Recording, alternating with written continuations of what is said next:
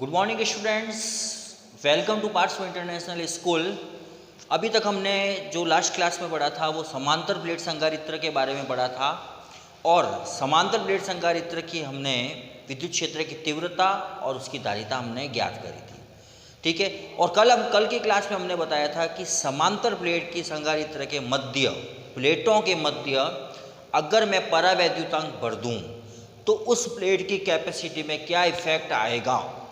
ठीक है, और वो परावैद्युतांक यदि मैं पूरा भरूं दोनों प्लेटों के मध्य या आंशिक रूप से भरूं या एक परतों के रूप में भरूं तो उसकी कैपेसिटी, उसकी धारिता पे क्या इफेक्ट आएगा वो आज हम शुरू करने जा रहे हैं। तो पहला केस हम देखते हैं समांतर प्लेट संधारित्र में कि यदि जब समांतर प्लेट संधारित्र के मध्य पूर्ण रूप से परावैद्युतांक भरा हो, मतलब मान लो मेरे पास में कोई भी पहली प्लेट है ए, दूसरी प्लेट है बी। ठीक है, इन दोनों प्लेटों के मध्य मैंने पूर्ण रूप से क्या भरा हुआ है, परावैद्युत। ठीक है, और दोनों प्लेटों के मध्य की दूरी कितनी है, टी। ठीक है, तो इसकी विद्युत धारिता कितनी होगी ये आज हम डिटर्मिनेशन करने जा रहे हैं। तो क्या लिखोगे, जब समांतर प्लेट संधारित्र के मध्य पूर्ण रूप से परावैद्युत भरा हो तो परावैद्युत से भरे संधारित्र के कारण विद्युत क्षेत्र की तीव्रता, क्योंकि आप लोग सब जानते हैं ये सिग्मा इसका पृष्ठीय आवेश है, तो E बराबर सिग्मा अपॉन एप्सिलॉन के, एप्सिलॉन नॉट के। हमने विद्युत क्षेत्र की तीव्रता ज्ञात करी थी, जहां सिग्मा क्या है, पृष्ठीय आवेश, और आप लोग सब जानते हैं कि सिग्मा का मान क्या होता है, सिग्मा बराबर Q बटा A। ठीक है, तो E बराबर क्या हो जाएगा, Q upon A epsilon not के। सिग्मा का मान जो है ये मैंने इस समीकरण में रख दिया, तो क्या हो जाएगा, E बराबर Q upon A epsilon not के। विभव का मान आप लोग सब जानते हो, विभव V बराबर E इंटू डी, मतलब विद्युत क्षेत्र की तीव्रता इंटू मोटाई। ठीक है, तो ये समीकरण 1 से E का मान रखने पर, ये E का मान जो समीकरण नंबर 1 में आया हुआ है, ये मान मैं इस समीकरण में इस जगह पे पुट कर रहा हूँ। तो क्या हो जाएगा, V बराबर Q upon A epsilon not into के इंटू डी। ठीक है, क्योंकि आप लोग जानते हैं कि धारिता का मान क्या होता है, C बराबर Q अपॉन V। नाउ धारिता का मान हमने पहले फॉर्मूले में बताया था कि आवेश और विभव का जो अनुपात होता है वो क्या कहलाती है, धारिता कहलाती है।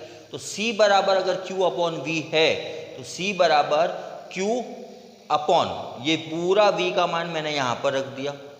ठीक है, Q से Q मैंने कैंसिल कर दिया, तो C बराबर क्या हो गया, A एप्सिलॉन नॉट के अपॉन डी।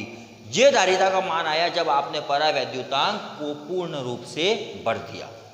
अब इसका सेकंड केस आता है जब समांतर प्लेट संधारित्र के मध्य आंशिक रूप से परावैद्युत भरा हो। देखो, मान लो पहली प्लेट जो है मेरे पास में, इसमें भी वही सेम केस है। फर्स्ट प्लेट है मेरे पास में A, सेकंड प्लेट है B। ठीक है, इसको मैंने यहाँ पर प्लस Q चार्ज दिया है,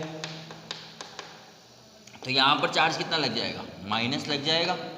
लेकिन यहाँ पर T मोटाई का मैंने यहाँ पर क्या भर दिया है, परावैद्युत। ये क्या है यहाँ पर, परावैद्युत। कितनी मोटाई का है, T मोटाई का हमने यहाँ पर क्या कर दिया है, फिर परावैद्युत। तो जब संधारित्र की प्लेटों के मध्य T मोटाई का परावैद्युत के भर दिया जाए तो निर्वात में विद्युत क्षेत्र की तीव्रता क्या होगी, E0 बराबर सिग्मा अपॉन एप्सिलॉन नॉट, और आप लोग सब जानते हैं सिग्मा का मान क्या होता है, Q बाई A। तो Q by A epsilon not समीकरण नंबर 1।